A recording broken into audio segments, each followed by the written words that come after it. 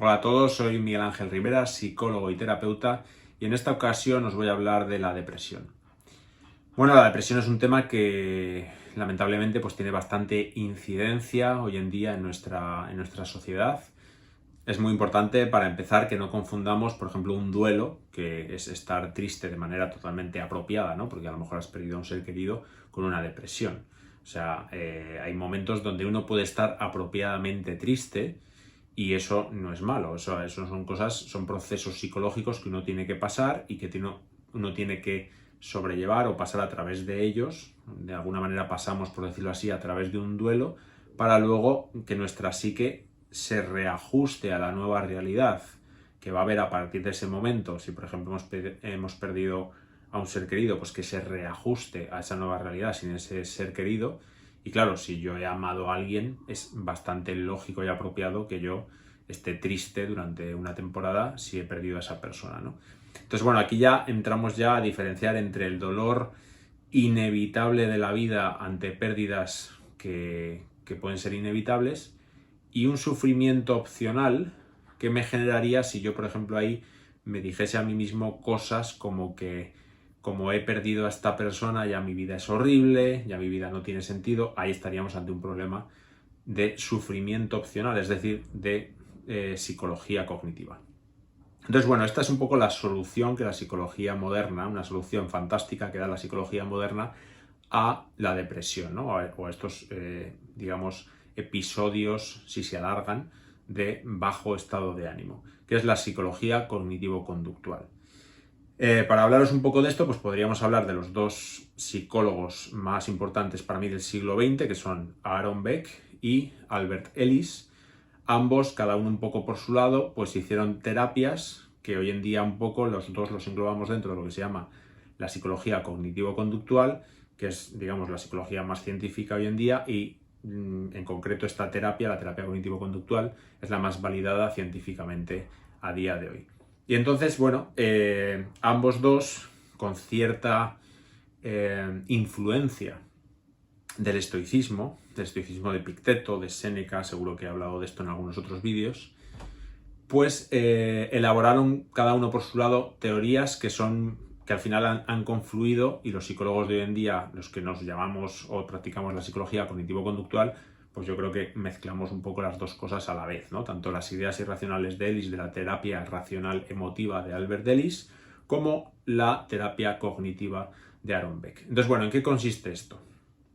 Consiste en que es verdad que hay emociones primarias. Yo, por ejemplo, si de repente veo a una persona que no me espero ver, me sorprendo.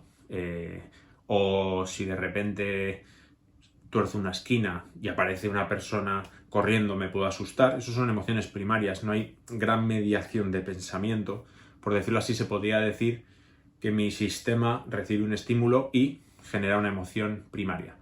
Pero realmente no suelen ser las emociones primarias, salvo que estemos en un escenario de muchísima, muy complicado, ¿no? Pero en general las emociones que nos perturban y nos generan un malestar psicológico a lo largo de un tiempo más prolongado son las emociones secundarias. ¿Y qué son las emociones secundarias? Pues son las emociones que se provocan por determinados pensamientos. O sea, ya no es un estímulo, sino que hay un pensamiento y ese pensamiento genera una emoción. Entonces, si yo, por ejemplo, tengo un pensamiento negativo, yo pienso mi vida es un desastre, evidentemente ese pensamiento va a generar una emoción negativa.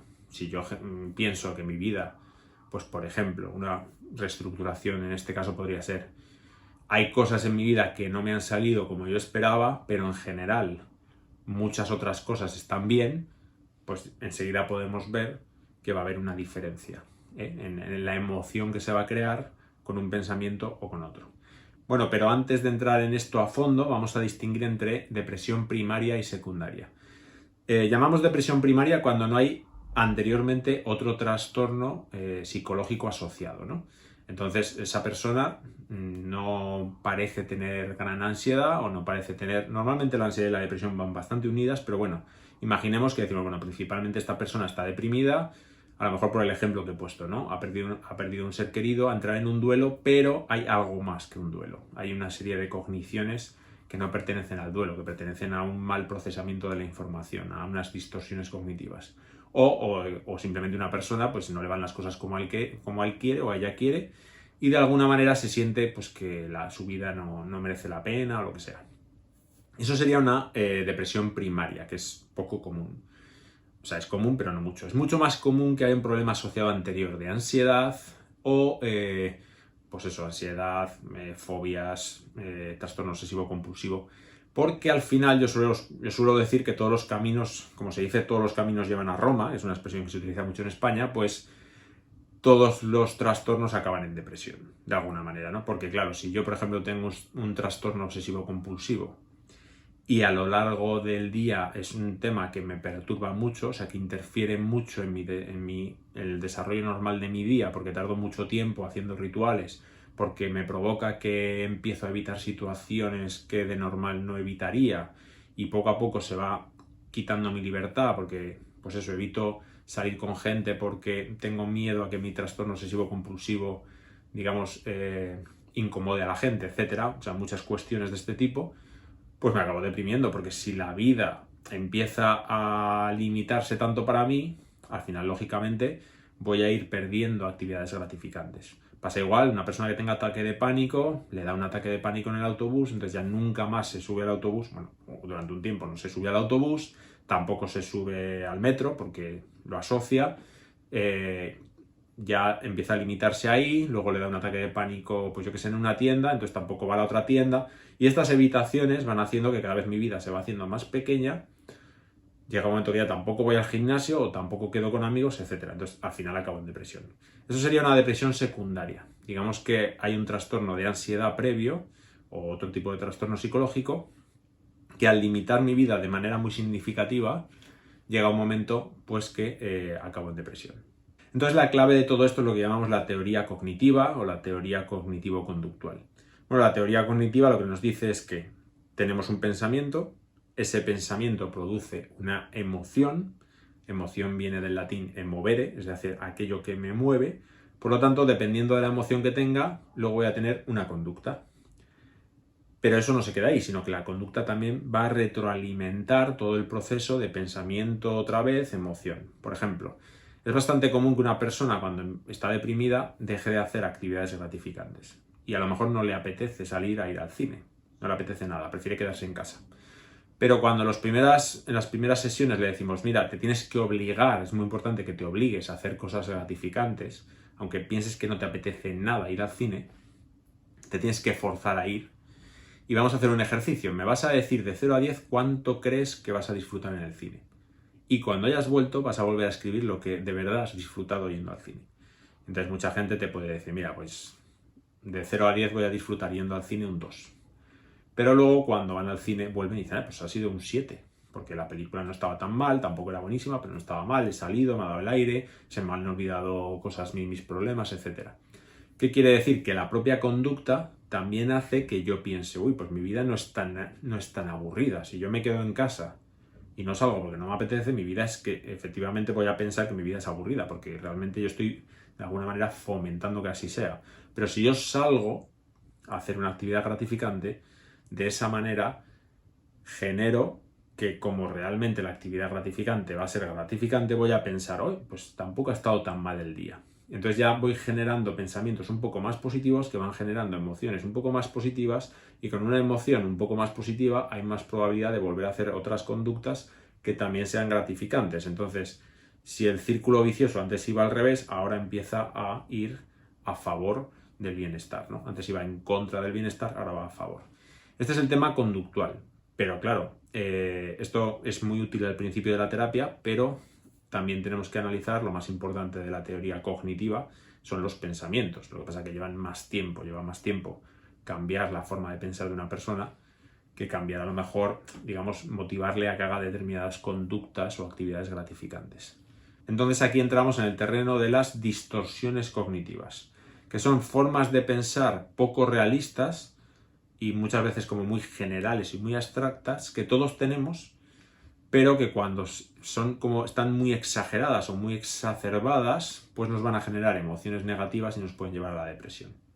Entonces, las distorsiones cognitivas, Aaron Beck pues habló de algunas distorsiones cognitivas. Por el otro lado, Albert Ellis habló de las ideas irracionales, que tienen muchas cosas en común. Y vamos a poner un ejemplo. Por ejemplo, una persona que está deprimida puede darse cuenta, esto lo tenemos que trabajar en terapia, de que se repite a sí mismo la frase mucho, soy un fracaso. Y entonces decimos, vale, soy un fracaso. ¿Qué significa esto, no? Nos vamos a las distorsiones cognitivas y vemos que una distorsión cognitiva, por ejemplo, es el dicotomismo. Es decir, cuando pensamos de manera dicotómica, blanco o negro, bueno o malo, éxito o fracaso, estamos pensando de una manera totalmente irracional. Porque realmente nada en la vida es un éxito total o un fracaso total, nada es totalmente bueno o totalmente malo, nada es así, ¿no? Entonces, una persona muchas veces radical piensa así, pero porque tiene la distorsión cognitiva del dicotomismo, no porque piense así es que está pensando bien, está pensando con esa distorsión cognitiva. Entonces, claro, cuando una persona se dice soy un fracaso, y es también lo que llamamos otra distorsión cognitiva, que es una etiquetación, porque me estoy poniendo la etiqueta fracaso, ¿sabes? Yo soy fracaso, ¿no? Es una etiquetación. También podría ser magnificación o minimización, es decir, magnifico los éxitos de otros, pero yo me siento fracasado, entonces minimizo mis éxitos, aunque los haya tenido, o mis cosas buenas.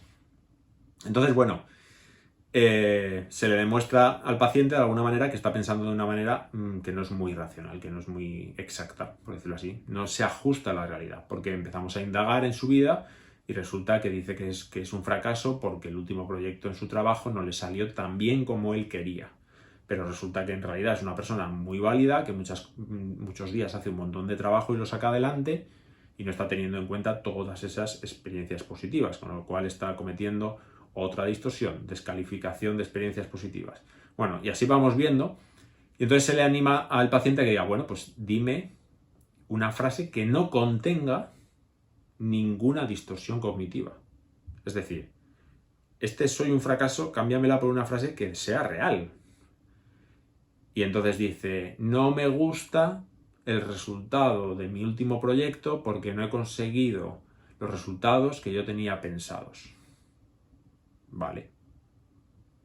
Pero no eres un fracaso. De hecho, el fracaso no existe, porque siempre hay aprendizaje. El único fracaso es no hacer nada. Porque yo cuando intento hacer algo y no me sale como yo esperaba, no es un fracaso. Es un ensayo-error. He aprendido en el camino.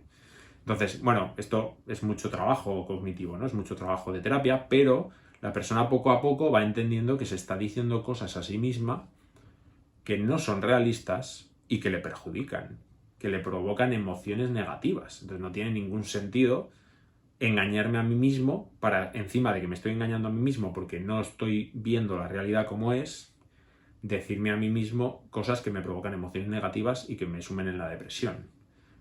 Aquí podríamos entrar en el tema filosófico de que nadie ve la realidad tal como es. Es cierto porque todos las vemos con nuestras gafas, pero justamente es eso. El depresivo ve la vida con las gafas de la depresión. Entonces, claro, esas gafas tienen ese cristal que cuando llega a la realidad, las distorsiones cognitivas filtran la realidad y provocan unas emociones negativas.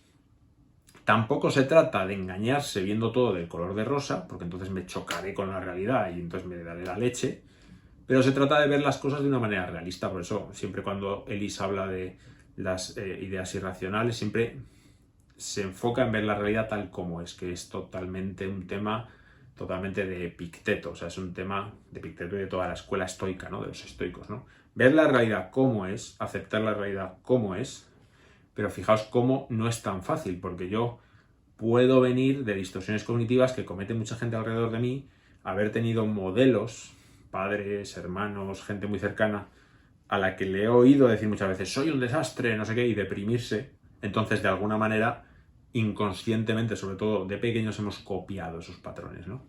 De hecho, hay una estadística que se sabe desde hace mucho tiempo, que es que si una madre ha tenido depresión a lo largo de la vida del niño, digamos, a lo largo de la infancia, las probabilidades de que ese niño tenga depresión u otro trastorno psicológico aumentan muchísimo, ¿no?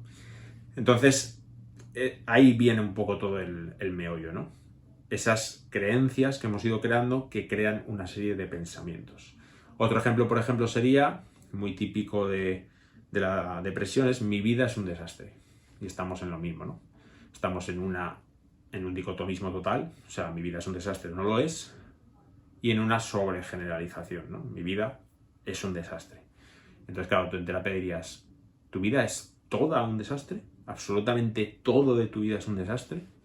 Cuando te levantas por la mañana y te pones un café, ese momento de tomar el café es un desastre. Cuando sales a la calle, o sea, vas dándote cuenta de que en la vida hay muchísimas cosas que no son un desastre, pero quizá el perfeccionismo de esa persona, la autoexigencia que tiene, le lleva a pensar que su vida es un desastre. Entonces, claro, ¿cuándo estamos deprimidos? Pues según Aaron Beck, hablaríamos de lo que se llama la tríada cognitiva de Beck, que es cuando tengo pensamientos negativos hacia mi persona, cuando tengo pensamientos negativos hacia el futuro, es decir, hay una desesperanza, el no creer que el futuro me vaya a traer nada bueno. Y cuando tengo pensamientos negativos hacia el mundo, esa es la tríada, las tres cosas, pues me voy a deprimir. Entonces, si yo puedo encontrar una filosofía de vida en la que me dé cuenta de que ni el mundo es tan horrible, ni mi vida es tan horrible, ni yo soy tan horrible, voy a salir de la depresión. Entonces, el esquema es relativamente sencillo si lo pensamos. Luego hay que tener estas herramientas terapéuticas para ir haciéndole ver poco a poco al paciente que realmente la vida le ofrece muchas oportunidades, que él, pues ahí puede haber culpa, entonces bueno, hay que trabajar la culpa, esa autoexigencia, ese perfeccionismo, todas esas cosas, esas creencias nucleares que tiene la persona, ir tratándolas para ir sacándole de ahí poco a poco.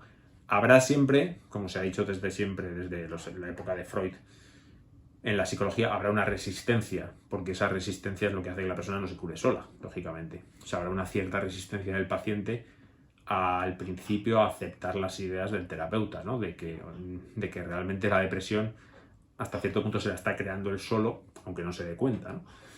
Pero si realmente el paciente quiere mejorar y se lo quiere trabajar y cree que merece la pena la terapia, pues evidentemente saldrá de ahí, ¿no? Esto, pues bueno, pues lo he visto mucho en terapia, ¿no? Gente con un BDI, que es el inventario de la depresión de Beck, muy alto al principio. Y bueno, en aproximadamente 12 sesiones, 3 meses, 4 meses, un cambio bastante importante. Hay gente que, depende de la complejidad del caso, le puede llevar un poco más de tiempo y hay gente que le puede llevar menos tiempo, ¿no? Pero bueno, la herramienta esta también del BDI es muy buena porque nos da una medida cuantitativa, ¿no? De cómo estaba la persona y cómo está después de un tiempo de terapia. ¿Qué otras cosas? A veces esto resulta muy complicado hacerlo, que lo haga el paciente por sí mismo, porque muchos de estos pensamientos son automáticos o preconscientes. Es decir, ocurren tan rápido en la conciencia que la persona no acaba de captar lo que está pensando. Entonces el terapeuta ayuda mucho a la persona a que se dé cuenta qué es lo que realmente está pensando y qué distorsiones hay implicadas en eso que está pensando. Con el tiempo y con el trabajo, conforme esta persona va haciendo registros, va anotando sus pensamientos, va aprendiendo a hacer lo que llamamos la reestructuración cognitiva, que es esto que he explicado de ver qué distorsiones cognitivas tiene el pensamiento y cambiar ese pensamiento por un pensamiento alternativo mucho más ventajoso. Conforme va haciendo esto, la persona poco a poco se va convirtiendo en su propio psicólogo. O sea, a lo mejor puede que necesite de vez en cuando recurrir al psicólogo de vez en cuando, pero si ya ha salido de una depresión, es mucho más probable que sea capaz de salir de una segunda o de no caer en una segunda, ¿no? También, claro, en una buena terapia pues habría que hacer un buen programa de prevención de recaídas, ¿no? Para que la persona, en el momento de que vea venir cualquier indicio de que puede caer otra vez en una cierta depresión, pues tenga un programa para enseguida enderezar el rumbo y continuar con una vida pues plena y satisfactoria, que es un poco lo que todos queremos. Bueno, estos son unos pequeños apuntes sobre la depresión. Realmente podríamos estar hablando días sobre ello, analizando cada distorsión cognitiva, cómo reestructurarla, evidentemente, y muchas cosas relacionadas, ¿no? Que cuando hay una terapia, pues el terapeuta tiene que tener esa habilidad de unir, ¿no? Si también hay ansiedad, pues trabajar la ansiedad, a veces se trabaja la depresión, ver si la ansiedad es primaria, como hemos hablado antes, etcétera. Pero en general, bueno, espero que más o menos os haya quedado más o menos claro que es una terapia cognitivo-conductual y bueno, pues que sepáis que está muy validada científicamente, que funciona espléndidamente bien y que el poder que tienen, pues digamos, nuestros pensamientos para crear nuestras emociones y a partir de ahí pues tener una vida más satisfactoria, ¿vale? Y el control que podemos tener en esa introspección de conocer realmente qué es lo que estamos pensando y qué emociones generan esas cosas que pensamos, ¿no? Y qué poder nos damos a nosotros mismos cuando somos capaces de analizar estos procesos y de alguna manera rectificarlos, pues al final para nuestro bien emocional, que es lo más importante, ¿vale? Que es lo que se busca al final en una terapia. Entonces, bueno, espero que os haya resultado muy interesante. Os mando un gran abrazo y que seáis muy felices. Nos vemos en la próxima. Chao, chao.